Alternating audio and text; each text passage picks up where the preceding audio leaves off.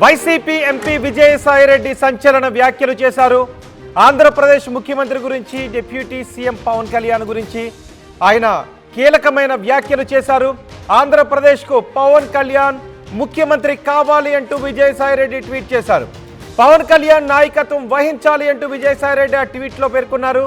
యువ రాష్ట్రమైన ఆంధ్రప్రదేశ్కు 75 ఏళ్ల వృద్ధుడు నాయకత్వం వహించలేరు అంటూ సంచలన ట్వీట్ చేశారు. ఆయన పవన్ కళ్యాణ్కే నేషనల్ పాపులారిటీ ఉంది, రాష్ట్రాన్ని లీడ్ చేసే సామర్థ్యం పవన్ కళ్యాణ్కే ఉంది అంటూ విజయసాయిరెడ్డి మాట్లాడుతున్నారు.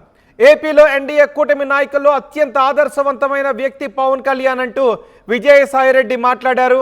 ఇప్పుడు విజయసాయిరెడ్డి ఆంధ్రప్రదేశ్లో కూటమి గురించి మాట్లాడడం, కూటమిలో భాగస్వామ్య పక్షమైన పవన్ కళ్యాణ్ ముఖ్యమంత్రి కావాలి అనే విధంగా విజయసాయిరెడ్డి మాట్లాడటంపై ఆంధ్రప్రదేశ్ రాజకీయాల్లో చర్చనీయాంశంగా మారింది. కూటమిలో చిచ్చు పెట్టాలి అని విజయసాయిరెడ్డి ఈ వ్యాఖ్యలు చేస్తున్నారా అంటూ పెద్ద ఎత్తున చర్చ జరుగుతోంది.